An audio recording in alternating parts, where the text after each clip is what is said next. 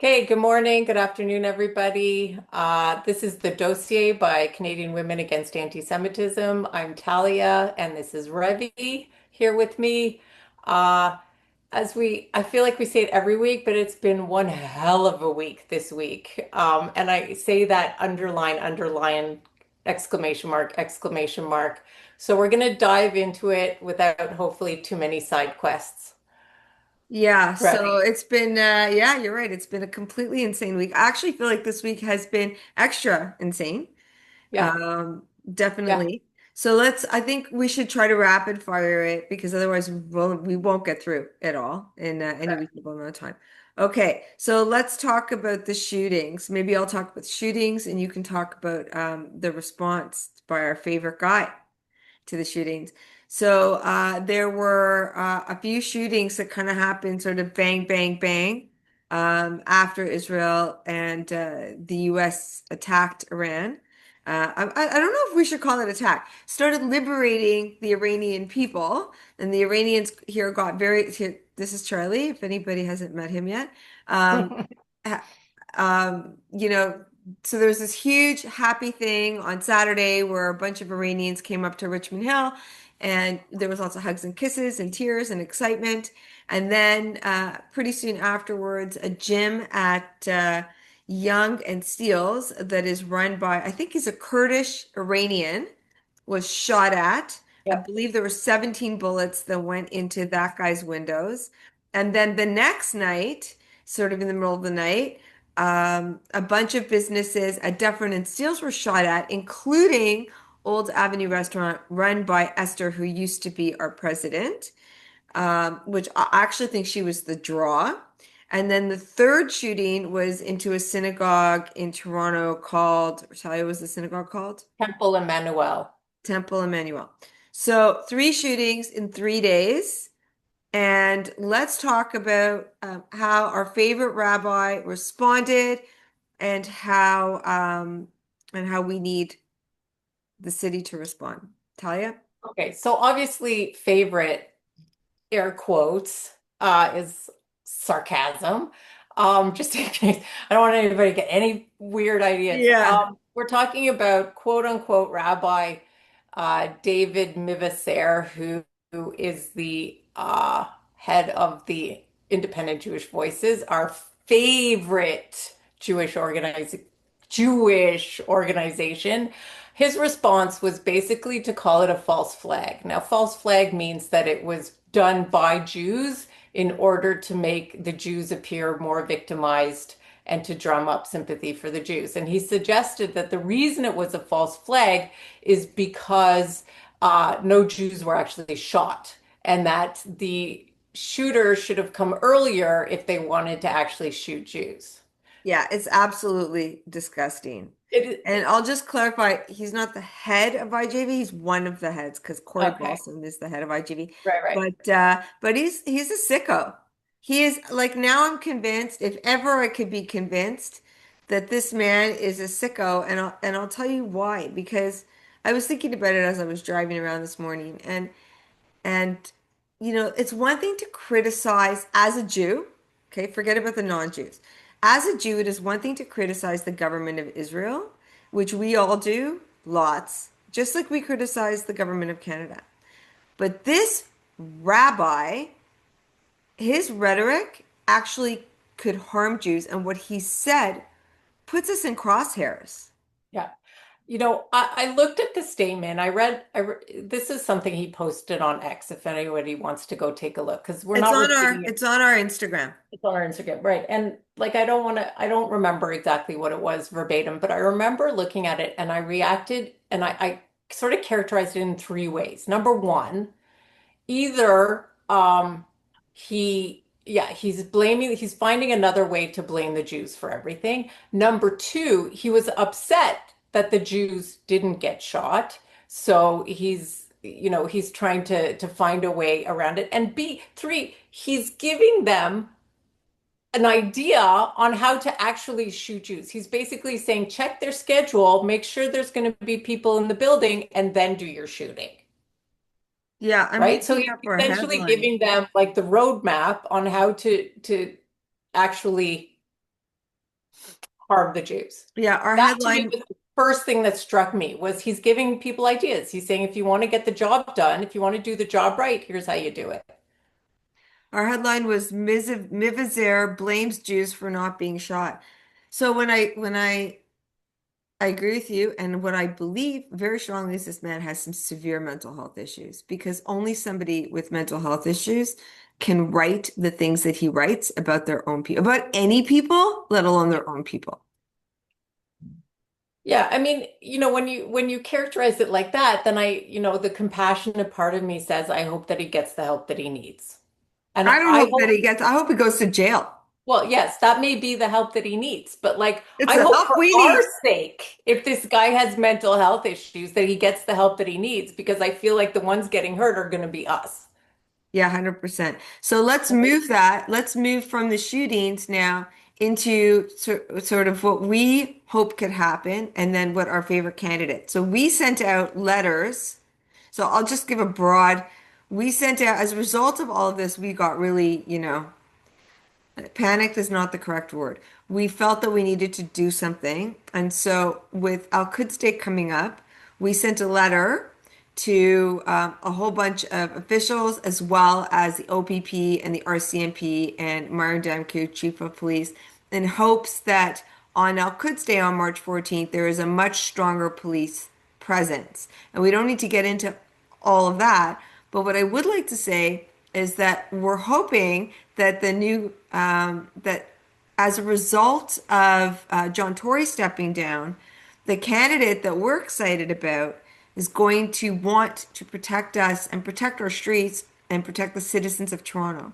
And you've been at lots of his events lately. So can you talk to me about what Brad Bradford is looking to do or what he's said about safety in Toronto? Yeah, so I think, and I'm very happy to say that I think Brad Bradford is the right person for the job. And I would love to see him elected as mayor. Uh, Now, one of the main things, and I've heard his stump speech like 6 times already, just because I'm very supportive of him as a candidate. One of the things that he can tangibly do that our current mayor doesn't do, which is sit on the Toronto Police Services Board, because who does direct the police? She sits on this Board. Toronto on the services Our board. mayor does not. Are you And in sure? fact, Because she did. 100%. In fact, she has her delegate. Her delegate is Amber Rose, who Okay. sits as the mayor's delegate, is a deputy mayor, sits as the mayor's delegate on the police services board. Now, traditionally, the mayor does sit on the board, but our mayor has decided that she wants to have a hands-off approach on law enforcement, even though it's probably the number one responsibility of the city, and it is the biggest by far line item on the city's budget.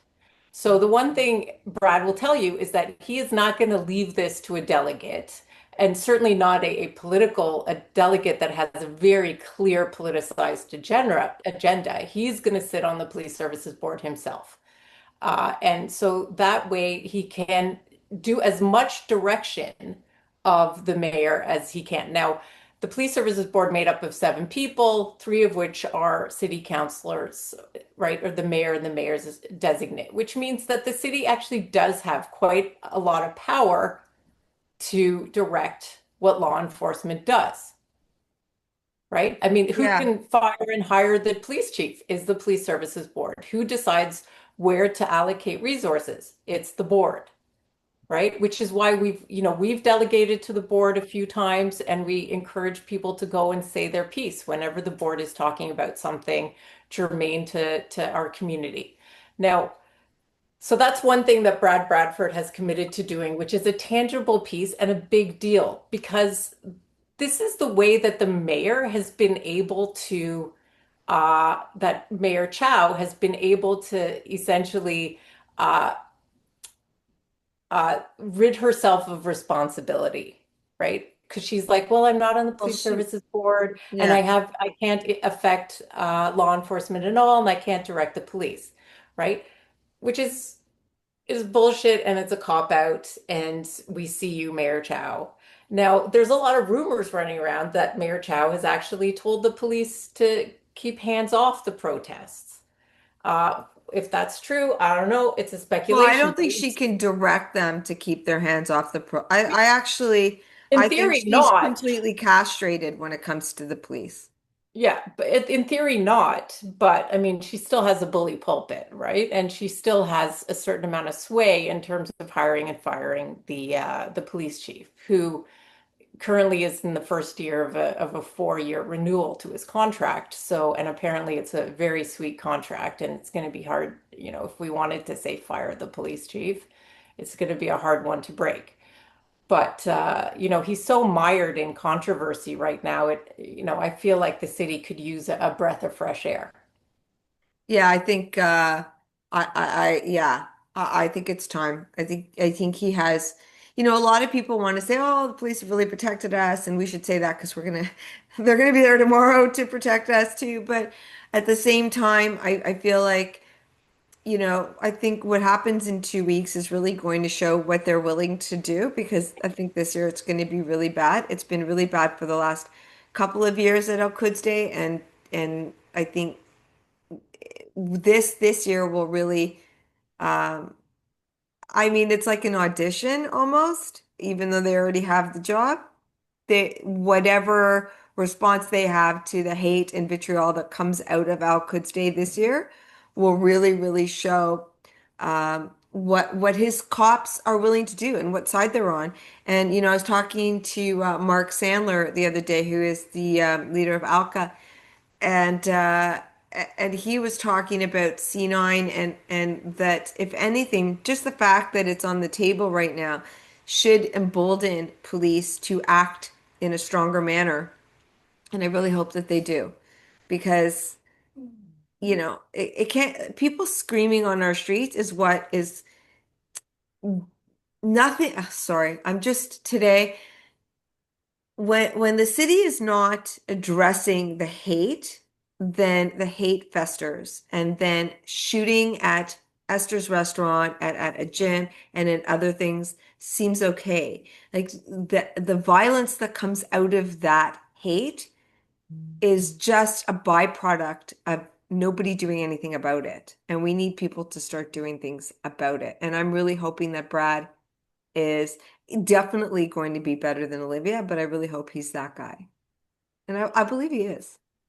I mean, I certainly hope so. And like I said, I've heard his stump speech a few times, and I believe him. And one of the main things he's going to bring to the city is transparency. But if we look at the crime issue, two things. Number one, I think this year's Al Quds Day has the potential to be significantly worse. And I'm not a, trauma response, the sky is falling kind of a person, but I am more worried this year. And I think because there's a lot of anger. There's a lot of anger at what is going on in Iran, and there's a lot of anger in defeat, right? Like Yeah, there's a lot yeah, of anger yeah. in not being able to, scream at your enemy. And the fact that there's essentially been a ceasefire in Gaza for some time now, with all the hostages home, and the fact that that the IRGC is for all intents and purposes on its way out. It's essentially leveled. There's going to be a lot of anger in that defeat. And that also means that there is money that is going to be the spigot that's closing with Iranian money not be coming into Canada. Oh, There's going to be a 100%. lot of and granted, they don't fund like Iran tends isn't really the ones who are funding those protests, but they're funding other things. And that there's going to be anger in defeat. And that's why I'm more concerned this year Yeah, I agree. And there's also about renewed anger because of the war in Iran. There's renewed anger. It's like, this is the new thing we can be angry about. Let's scream yeah. and yell about this now. But they're also losing that war, Yeah, right? The war is going quickly and decisively. yeah, Right. yeah. I hope this is not going to be another drawn out conflict and I'm not going on a side quest, but I think that the sign is clear that the IRGC is losing this war and that's going to create some anger. And I think that that's why there was all the shootings, and I think that's why everything's just seeming to escalate. And so, Right. And I Yesterday some mean, women were talking about going and counter protesting the protesters. And you're frozen, by the way, so I'm just letting you know while I'm on screen.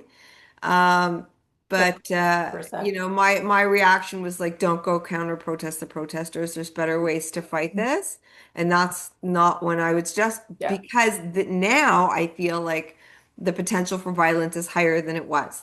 So I really feel like people need to Yeah. really Look, think about that. right. If we are to believe the parliamentary secretary to the Secretary of State on combating crime, which is Vince Gaspero, a Yeah. few days ago in a question that was asked by Melissa Lantsman, if we're going to believe him, where he says, if you are a member of the IRGC, we are going to find you, we are going to catch you, and we're going to deport you, means that there's going to be some deportations. Now, if I'm about to get deported, I don't have a whole lot left to lose. Yeah, I was in a meeting with him and he brought that up also on Tuesday. And my instinct was like, what, we're gonna have ice here? Like, is that what's gonna happen? Oh my God, oh my God. Right? So, anyways, we will find out. There's not as Yeah, many I people mean, to deport out of Canada as there is in the States. So I don't think it'll go to that degree. right. I mean, the politicians talk. Let's see what Yeah. happens, right? But But let's say I'm listening, On the topic right? of Let's say I'm Iran, listening. sorry, Yeah. are we cutting each No, other no, off? go ahead. Go ahead. Go ahead. Okay. So, yeah, I'm going to move us. I'm going to move us along. Okay, good. On the Yeah. topic of Iran, so this is giving an excuse for a lot of anti-Semites to come, not crawling out of the woodwork. They've been out for a couple, over 2 years, but to renew their hate on of the Jews on a new topic. So we have a couple of medical professionals that we should talk about because they've come out. And we're just going to be posting later today about a psychiatrist named Farouk Naim, who has been coming after both Israel, well, both. He's been coming after Israel, America, Australians, Persians, like everybody. His Instagram is, or his X account is a disaster. And this That, comes on the heels of a yeah. dentist, Anil, what was his last name? Kishen. Kishen, yeah, Kishen Mir Tuchus, yeah, Anil Yeah. Kishen, who has had to step down and away from U of T after we broke the story about him last week. And so we should really talk about these two. Yeah. So, So Farouk Nami, like I read his Twitter, and I got to tell you, it is a toxic soup of classic tropes, like classic anti-Semitic tropes, like, but that are so beyond believable as to almost be laughable. Like to talk about the Rothschilds as being like trillionaires. yeah, I yeah, mean, so not we're, even, I we're mean, going to there are post no that. trillionaires. Like, not even Elon Musk is a trillionaire yet. So, but to talk about this and that they control everything, we always have, the Rothschilds, which is another way of saying the Jews. Yeah, Um, so to have those kinds of tropes that somehow, we're in control of the world's wealth and on top of like also just blaming the Zion the he talks a lot about the POS Zionists, yeah.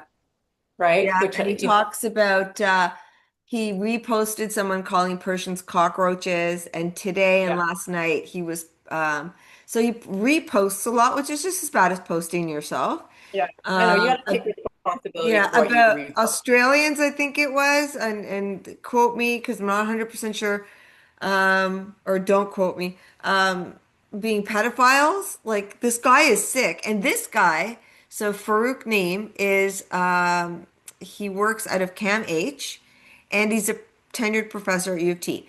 And so I called Cam H twice to speak to Susan Downey, who's the CEO, and she hasn't returned my phone calls. And I warned her that we were going to go public about this doctor today. So she didn't call me back. She didn't get to stop me and she didn't get to comment, Yeah, nothing. We're just going to go public. And we also put in a complaint about him to the college. yeah. And So we so, should say that yeah. this guy is a tenured professor at U of T. And his area of study is the culturalization of CBT, which, and I might get it wrong, is basically cognitive behavioral Yeah, therapy. that's it. So Yeah. the idea is that he takes the concept of cognitive he's a shrink. Like Yeah. this guy should you would think that like he's a mental health professional Yeah. Would you want with to be his serious mental patient? health You could problems, either be a which anyways, cockroach or a piece of shit. Like, he's a right. sicko. But his research is basically to take cognitive behavioral therapy and make it culturally appropriate for diverse cultures, which I mean, I know I say it every time. It's cuckoo bananas bongo. That Yeah. this is the guy who's basically in charge of compassionate care for a multicultural patient base uh, who is a raving lunatic racist. Yeah. And I don't even So, know who he hates the most. I think it's the Jews. I no, don't it's the know. Jews. It's the Jews. So But I posted about him. He speaks Urdu, so he's either Pakistani or I don't know. I don't know what he is.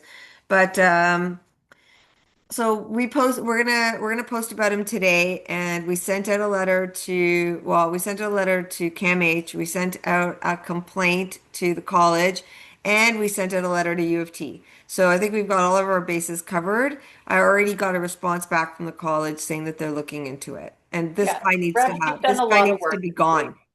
He needs to You've done just a leave lot of alone. work this week, Revi. You generated a lot of documentation this week. I know Yeah, I you did. talk on the phone a lot, but you generated a lot of documentation this week.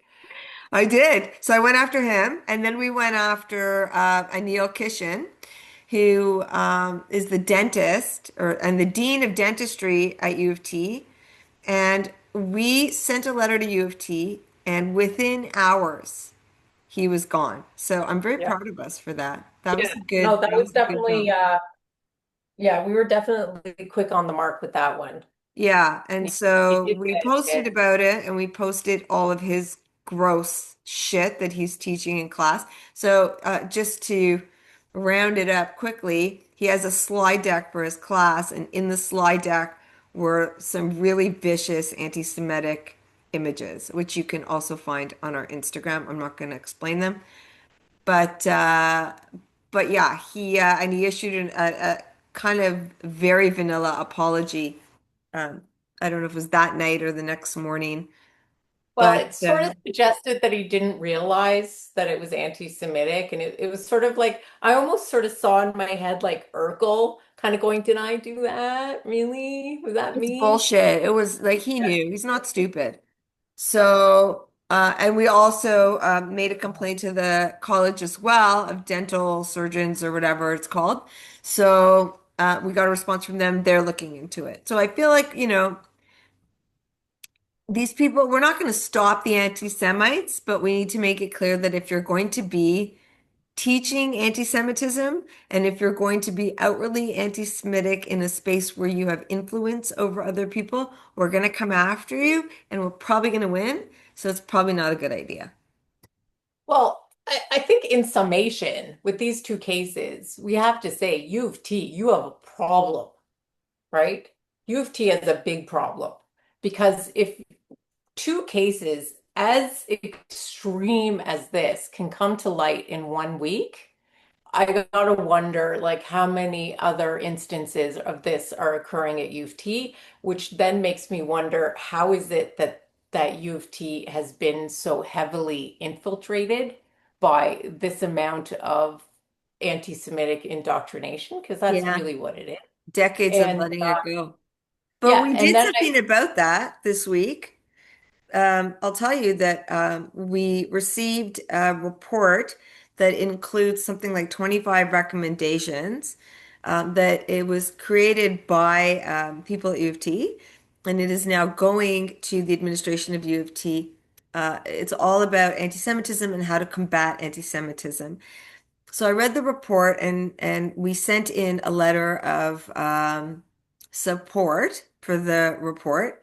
And as a part of that letter for support, we also mentioned that there wasn't anything written in it about anti-Zionism, which is the modern form of anti-Semitism, and that anti-Zionism also has to be taught, uh, in order to fight it. So I feel like I feel like there's potential for change and potential for learning.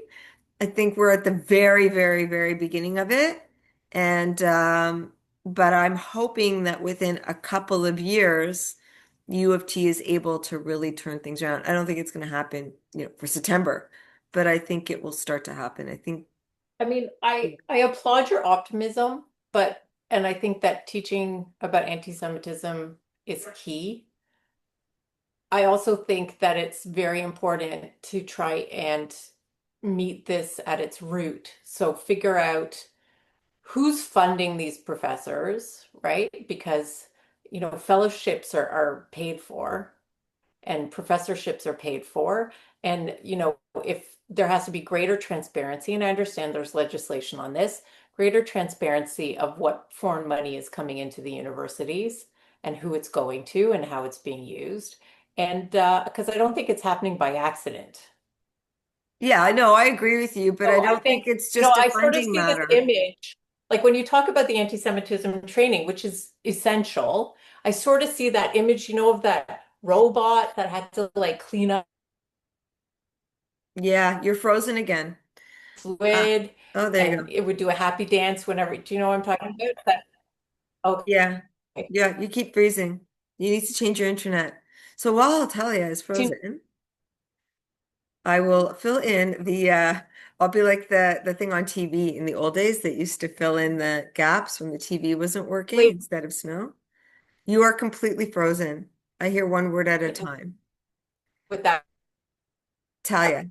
Okay. So robot on this teacher or these two professors, to I clean, do agree with Talia that we do need to look into the funding. But it's I leaking also just think that anti-Semitism is something that has existed for many years and that these teachers are just anti-Semites. And fluid. And every time it would so, successfully okay, Talia, them, Talia, can you hear vent. me? You're completely frozen. So you need to not be frozen because we haven't heard anything you've said in the last couple minutes. And and I think that they just have an excuse now or permission to come out and really speak whatever they want to speak and say whatever they want to say and feel like there's not going to be ramifications. And now we can see that there are going to be ramifications. And as long as we keep speaking out, then we have a chance at oh, hi, you're back. Then we have a Yep. chance at trying to stem it. Okay, so did you hear what I just said? All the things? No. Okay, I But just I hear you. rounded up basically what you said on the Did you get document. my robot thing though? We got part of it. Yeah, yeah, we did. Okay. Okay. Okay, so moving on from I think the one lesson that we have to learn on the dentist though, on Kishen, is that I was told that for a decade, Jewish students were in his classroom and they were afraid to say anything. And they were told not to say anything. And I think the lesson is like say something fast. Yeah. Don't wait one class or two classes. Reach out to your associations, reach out to us, reach out to B'nai B'rith, call somebody and tell somebody when your teacher is, posting anti-Semitic or anti-Zionist images or saying or doing anything that really is anti-Jew. Yeah. Don't wait, right? No, look, and sometimes, you get some very positive outcomes and so I have a story to tell that happened last week. Another story. Are we ready for Okay. move on? But this is a good example, first of all, of kids being gracious and of a positive outcome out of a very bad situation. So, it's not entirely my story to tell, so I'm going to keep all the names and locations out. So, 14-year-old kid is on a soccer league. Um, and comes off the field after playing the game. One of the team members turns to this kid and says, "Now that we're done playing soccer, it's time to go kill Jews." Oh my God. Yeah. So the kid um, goes and talks to the coach and tells the coach what happened. And the coach goes and talks to the kid's parents, like the kid who said it. Kid parents are horrified. They have no idea where this kid heard it, but I'll tell you what my kid said when I told him this story. Um, and the coach kicks the kid off the team, but there's a little bit of of pushback when they want to kick the kid off the league, like out of the league entirely. Who's pushing back? I don't know. But anyway, Yeah. so then all the kids on the team, and not all Jews, all the kids on the team basically said, if this kid is on the field ever again, we are going to go and sit in the middle of the field and make sure that this kid can't play. Oh, God bless And these so children. Yeah. God bless these children, right? Grace, because Yeah. they rally around this Yeah. Jewish kid, right? Yeah. And so the kid's out of the league, obviously, and the parents are fully in support and they're like, they were completely horrified. Now, so there you go. Good outcome, kids being gracious and surrounding their Jewish teammate and making sure that this teammate is safe. I don't know So, if I like the outcome though. I feel well, like the kids shouldn't have been kicked out. I think the kids should have had to endure sitting in a room and having some sort of anti-Zionist, well, that may anti-Semitism be. training. That kid may be getting that, and that may be part of the outcome, but I don't know that the kids will know that, right? That the kid that I got the story from would know that that's happening. Yeah. So maybe that is the case, and I agree with you. Now, so I told this story to my kid who said, "Oh, yeah, that's a trendy thing to say now." Oh my God. And I said, "Has anyone said that to you?" He's like, "Not at my school. The kids at my school don't say it, but I've heard that Oh it's a my trendy God. thing to say now." Right? Like my kid goes to a school with a lot of Jews, but also a principal who just won't have it. I Like, cannot believe, I can't, like you made me yeah, cry. I can't believe that there are children in this world yeah, that have been taught, forget about this world. This world is a fucked up place. But yeah, in yeah, Canada, there are children that have been taught that now let's go kill the Jews is a normal thing to say. yeah, Like that's child abuse. yeah. So this These is kids so are being abused. yeah. So this is well, I don't know who's like. I think it's a kid thing. Like my son basically said, this is like it's not coming from the parents; it's coming from other kids. Yeah, but those kids got it from somewhere. They didn't just, it didn't magically appear in their head. So this was a conversation that I had this morning, at breakfast with my children. Oh my God, my kid. Okay, so thank the Lord, my children have not told me anything like that.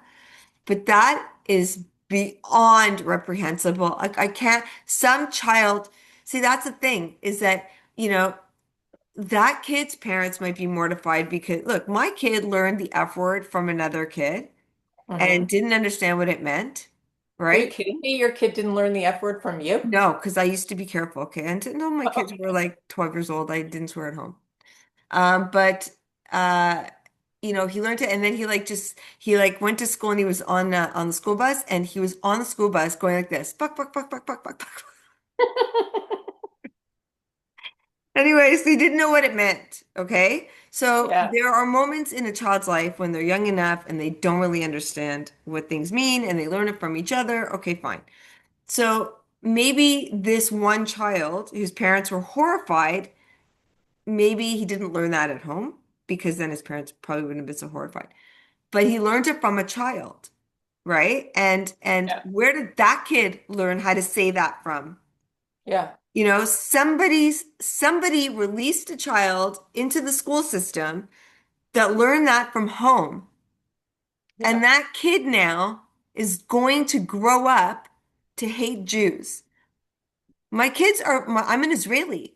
My children don't leave my house thinking they need to kill anybody, right?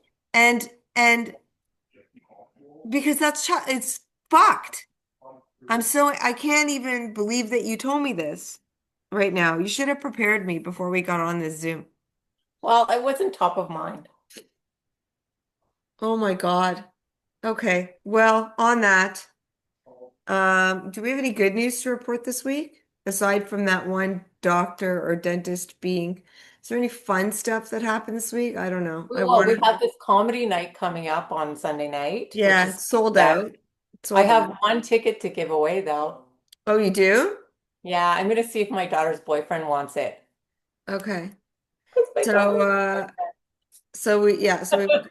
so there's fun stuff happening. Okay, tomorrow's going to be like a whole big thing, and then Sunday, We're gonna laugh. I'm trying to think of a fun story of something funny that happened this week, and I can't right now. I should write them down and keep them for these videos, which I will try to do. But in the meantime, everyone, as we Yeah, sign I'm off, sorry. It's like my aunt died this week. I'm like, I'm not there. I'm not in funny. yeah, I don't think anybody's happy this week. But let's end with some action items. So Al Quds Day is coming up in 2 weeks. The action item for that is that people need to be calling the non-emergency lines for like Yeah. the police department and the OPP and the RCMP and their city councilor, and they need to be telling them that they want a massive police presence there and they want anybody that does anything off color to be arrested, any hate crimes off color. What I mean by that is anything hate related, that they should be arrested swiftly. It shouldn't be something that takes, a week to do, and that it should be policed with the most diligent understanding of what a hate crime is so that anybody that is a perpetrator of a hate crime or hate speech on that day is immediately arrested. That was a big long to get to that one sentence, but yes. So that Yeah, is that is the we have to task at hand start right now. law enforcement, and this is the perfect time. Law enforcement, I mean, 2 years ago was also the perfect time, but law enforcement needs to start putting public safety at the forefront. Yeah.